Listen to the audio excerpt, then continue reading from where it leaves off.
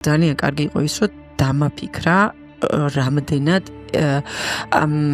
მიჯაჭვული ვიყავი ემოციურად მე ამ დაწესებულებასთან. მთელი 11 წლის განმავლობაში, 2 წლით ადრე მოხდა ეს, მთელი დავუშვათ 9 წლის განმავლობაში, აი აზრადაც არ მომსვლია მე, რომ დავუშვათ სხვა კომპანიაში მეცა და CV-ს გაგზავნა.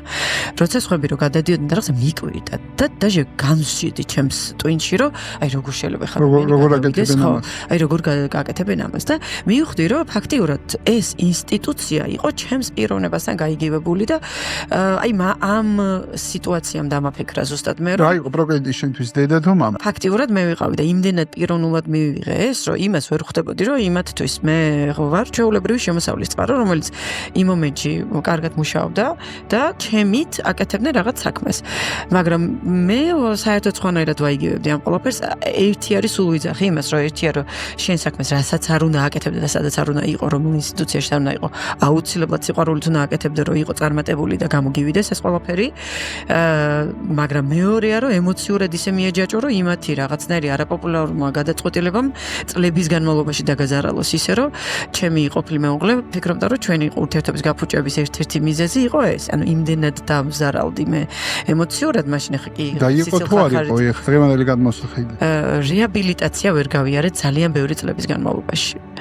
და ძალიან შედამარტყა ამან რა. ამან ხო დამაფიქრე, მაინც 2 წელი დავჭირდა. მაინც აწახვიდე. ძალიან მნიშვნელოვანი თემა იმიტომ, რომ თუ ამდენი ხანი მოუნდი მაგ თემის მოშუშება. კი, ძალიან ხანი მოუნდი. ესე იგი ძალიან მნიშვნელოვანი იყო და რაღაცა ძირფესულს დაარტყა შენში. ანუ ეგრე არ ხდება, რომ ადამიანები თამედუმეტეს არ ჩერდებია. სიამაყეს დაარტყა იმას, რომ თან უამრავი პასუხისმგებლობა მქონდა მე აღებული აქეთ ხარის ოჯახში, ანუ იქ კრედიტების ესხები, ჰუი. ასევე დაარტყა იმის შიშს, რომ მე არ მინდოდა დაუბრუნებულიყავი იქ, საიდანაც დავიწყე და ჩვენ ოჯახში ძალიან გვიჭირდა. მე როცა ბანკში დავიწყე მუშაობა, ძალიან, ანუ არ საიდან არანაირი შემოსავალი არ იყო და რაღაცნაირად უცებ ის თავზარს რო დაგცემს, ხო, იმიტომ რომ იქიდან გამოგდებული ნიშნავს, რომ აქ ხარ ძალიან დიდი კითხვის ნიშნის ქვეშ.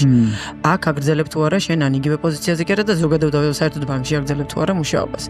და მე იმდენად არ განვიხილავდი არასდროს სხვა კომპანიას, სხვა ბანკს, საერთოდ არ განვიხილავდი, ანუ ამ მეგონა რომ წყდებოდა ჩემი ყველაფერი.